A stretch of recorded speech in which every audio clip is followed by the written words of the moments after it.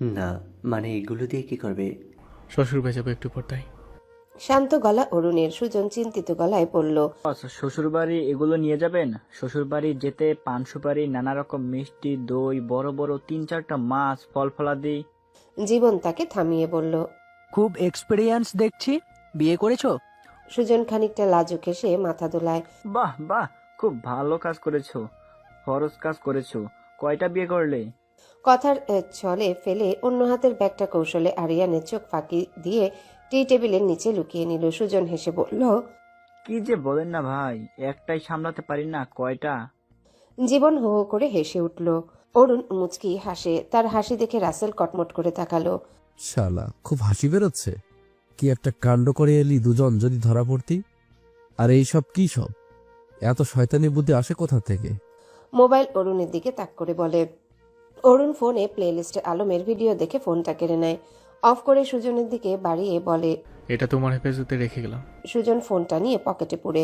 আরিয়ান অরুণের পাশে বসে বলল, ভাই এসব কে? এখন যদি ওরা আবার কেস করে? কি হাল করে ছেড়েছিস শয়তানটার। একটা জঘন্য মানুষকে দেখানোর জোর রাখিসনি। অতটাও সাহস নেই। আর করলেও আরো সরকার দেখে নিবে। সেফটি গার্ড হিসাবে ভিডিও আছে তো। তোরা এখন যা তো, তোর বউ অপেক্ষা করছে। জীবনের কথায় অরুণ তার দিকে চায়। জীবন দাঁত কেলায়। রাসেল দীর্ঘশ্বাস ফেলে বলে, আমি তো সারাটা দিন বুকে হাত দিয়ে বসেছিলাম, কখন না শালা কেস খাওয়ায়। পিস্তলটা যে আমারই। এটা তো সব করে জন্য নিয়ে গেছিলাম, আর তাছাড়া খানিকটা সেফটি গার্ড হিসেবে। ওর কাছে যদি অস্ত্র থাকতো তাই আর কি। আর তোরা এসব বাদ দিত, ভালো লাগছে না এসব কথা। কখন থেকে ঘ্যান ঘ্যান করে যাচ্ছিস মাসির মতো।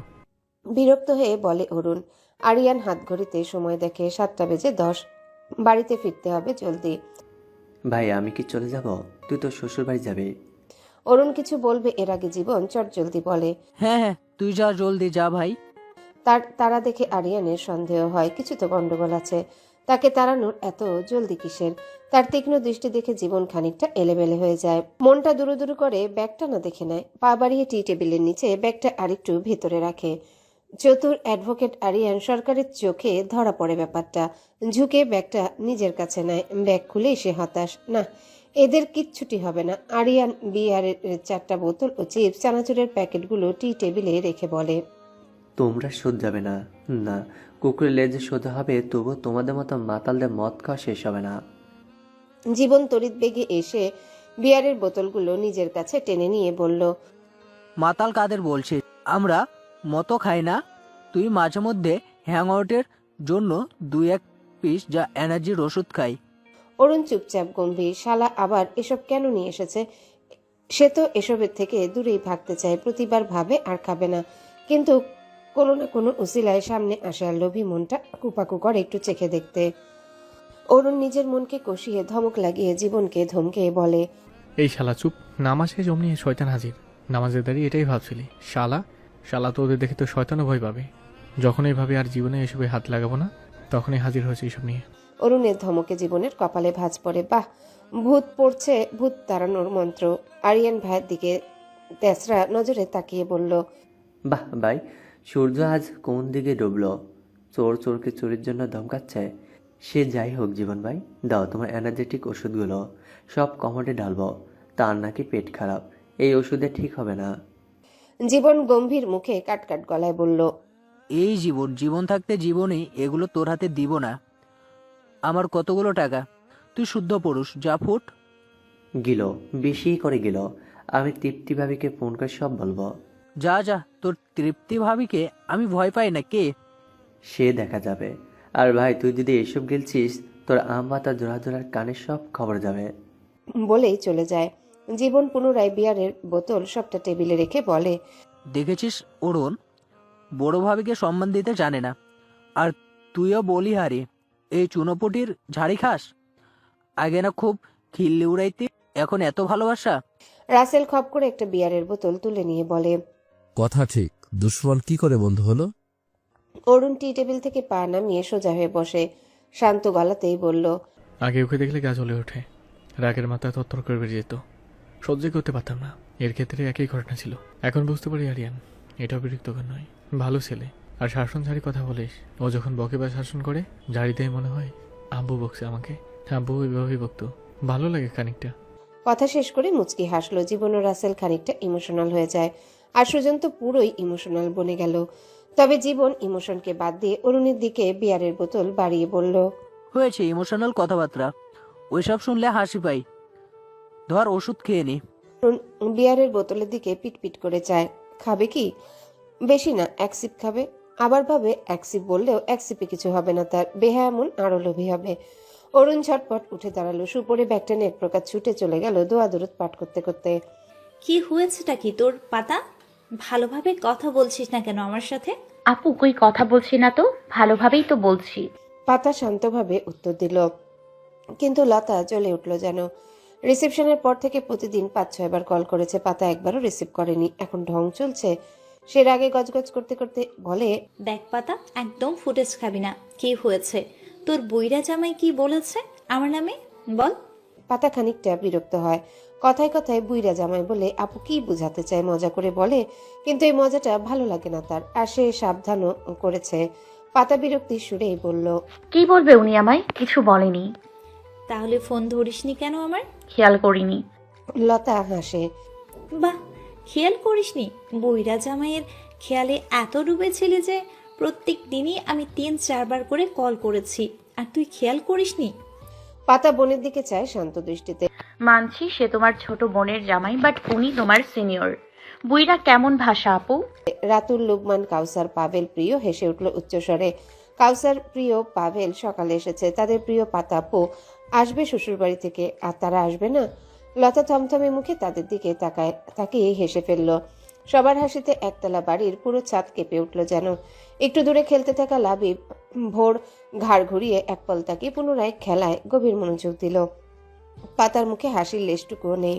ওদের নিকট ব্যাপারটা মজার হলো, পাতার ক্ষেত্রে না। জানে সবাই মজা করছে, লেকপুল করছে, তবুও প্রতিবার বুইরা বলে কি বোঝায় যে পাতা তোর বুড়োর সাথে বিয়ে হয়েছে? লোকটাকে কেমন অবজ্ঞা সুরে অপমান করছে মজার সুরে। আর সবচেয়ে বড় কথা, লোকটার সম্মুখে এসব বললে কেমন দেখাবে ব্যাপারটা? উনি কিভাবে নেবে? পাতা কিছু বলে না, চুপচাপ চলে আসতে চাইলে কাউসার হাত ধরে আটকালো। রাতুল হাসি থামিয়ে বলল, আরে পাতা, রেগে যাচ্ছ কেন? আমরা সবাই মজা করছি, আর দেখছি জামাইয়ের প্রতি তোমার কত টান। লুকমান পাতার মাথায় টোকা দিয়ে বলল। রাতুল লুকমানের পিঠ চাপড়ে বলল, শালাবাবু, এভাবে বলতে পারলে দোয়া করে দিলাম, এর থেকেও দজ্জাল বউ জুটবে তোমার কপালে, তোমাকে পুতুল নাচ নাচাবে। শকুনের দোয়ায় গরু মরে না দুলা ভাই। প্রিয় হেসে বলল। তোমরা ইনডিরেক্টলি লতা আপুকে দজ্জাল বললে? রাতুল প্রিয়র দিকে তাকিয়ে বলল, কেন, সন্দেহ আছে তোমার? আমি ডিরেক্টলি বলছি, তোমাদের বোন দজ্জাল বউ, উঠতে বসতে ঝাড়ি, কথা বলাই যায় না। আগে জানলে লতা ছেড়ে পাতার জন্য প্রস্তাব পাঠাতাম। এরকম জামাই পাগল বই তো সব ছেলে চায়। বুড়ো বলেছে বলে কেমন খেপে গেল, আর আমারটা কি না কি বলে গালি দেয় অনবরত। বাকি সবাই হাসে। লতা চোখ রাঙানি দেয় রাতুলকে। রাতুল তোয়াক্কা করলো না। এবার সবাই হাসলেও পাতার মুখশ্রী হাসিবিহীন। পাভেল এগিয়ে এসে পাতার কাজ জড়িয়ে পড়ল। আপু, রাগ করছিস কেন? আচ্ছা বলবো না, এখন বল কেমন চলছে তোর সংসার জীবন? ভালো। পাতার ছোট্ট জবাব। কাউসার ভ্রু নাচিয়ে বলল, তোর জামাই কেমন? মানে ভালো টালো বাসে, আদর যত্ন করে? করে। রাতুল ঠোঁট চেপে হেসে পড়ল। করবে না? বুড়ো বয়সে ছোট সুন্দরী বউ মাথায় তুলে রাখার কথা। পাতা কিছু বলে না, গম্ভীর মুখে দাঁড়িয়ে থাকে। লতা রাতুলকে ধমকে বলে, তোমার সাহস তো কম না? পাতার জামাইকে বুড়ো বলছো? দেখো কেমন সাপের মতো ফুসফুস করছে। বলেই হেসে উঠল। প্রিয় এসে পাতাকে জড়িয়ে বলল, লতাপু হয়েছে, আপুকে আর লেকপুল করো না তো, বেচারি গাল ফুলিয়ে আছে। পাতা প্রিয়র থেকে নিজেকে ছাড়িয়ে চলে যাবে, তবে এবার লুকমান আটকালো। আরে পাতু, তুই রেগে যাচ্ছিস কেন? আগে তো রাগ করতিস না কোনো কথায়, বিয়ের পর চেঞ্জ হয়ে গেলি, সাথে আমাদেরও ভুলে গেলি। রাগ করিনি, আর না ভুলেছি তোমাদের। রাত অনেক হয়েছে, নিচে যাই, তোমরাও চলো। সবাই সাই জানালো। সত্যি রাত হয়েছে, বেশ 9:10 বাজে। প্রিয় বলল, নিচে গিয়ে সবাই কার্ড খেলবো, আইডিয়া কেমন? রাতুল হাই তুলে বলে, মন্দ না, ঠিকঠাক। চলো পিচ্ছি শালিকা। সবাই নেমে গেল। লাবিব জেদ করে যাবে না, সে খেলবে ভোরের সাথে। লতা লাবিবকে টেনে নিয়ে সিঁড়ি পেয়ে নিচে নামলো। লাবিব চেঁচাচ্ছে। ছাদে পাতা ও ভোর ছাদে বিছানো পাটিতে বসে লাবিবের চিৎকারে হাসছে মিটমিট করে। পাতা গিয়ে ভোরের সামনে দাঁড়ায়। চলো ভোর, নিচে যাই। ভোর উঠে দাঁড়ালো, হাফ প্যান্ট ঝেড়ে বলল, আম্মু, আব্বু কখন আসবে? ফোন করেছিলে? পাতা ভোরের দিকে তাকায়। লোকটা কি আসবে আদৌ? সে কল করেনি। করলে যদি মানা করে দেয়, বলে যে আসবে না, তাহলে? আর লোকটাও তো ফোন করে বলেনি যে আসবে না, তার মানে আসার চান্স আছে। সে ভোরের হাত ধরে হাঁটা দেয়। আসবে তো, এই এলো বলে। ড্রয়িং রুমে আড্ডা জমে ক্ষীর। কার্ড খেলার সিদ্ধান্ত বদলে গেছে। ডাইনিং টেবিলের ওপাশে রান্নাঘরের পাশে অল্প ফাঁকা জায়গায় চেয়ার পেতে সকলে মিলে গানের কলি খেলছে। দুই দলে বিভক্ত হয়েছে সবাই। পাতা, কাউসার, পাবেল, রাতুল, অন্য দলের লতা, লুবমান, প্রিয়। দু দলের হাড্ডাহাড্ডি লড়াই, কেউ কারো থেকে কম না। লতার দলে সদস্য কম হলেও পয়েন্টে শীর্ষে। কিশোরী প্রিয়র গানের সাথে বেশ সম্পর্ক, গানের গলাও ঠিকঠাক। পাতার দলও কম যায় না। রাতুল ভুইয়া গান সম্পর্কে এক্সপার্ট, গানের গলাও প্রশংসার যোগ্য। সব মিলিয়ে সবাই বেশ এনজয় করছে, এমনকি পাতাও। তার মনটাও ফুরফুরে। একটু আগে সকলের কথা ভুলে আড্ডায় মেতে উঠেছে। এরই মধ্যে লাবণী আক্তার এসে জিজ্ঞাসা করে অরুণ কত দূর। পাতা আমতা আমতা করে, কি জবাব দেবে? তার তো কথাই হয়নি, তবুও বলে আসছে। ভোর লাবিবের সাথে সোফায় বসে ফোনে গেমস খেলছে। ভোর লাবিবের মধ্যে বন্ধুত্ব গড়ে উঠেছে অল্প সময়, হবে না? ভোর লাব্বু ভাইয়া বলে এমন মিষ্টি করে ডাকে, লাবিব যেন গোলে আইসক্রিম বনে যায়। আতিকুর ইসলাম ঘর থেকে বেরিয়ে আসে নাতনি রুম্পাকে কোলে নিয়ে। ভোরের পাশে বসে রুম্পাকে ফ্লোরে নামিয়ে দিল। রুম্পা ভোরের পা ধরে উঠে দাঁড়ালো। ভোরের হাতে ফোনটা টেনে দাদা বলি আওড়ায়, মানে ফোন দাও।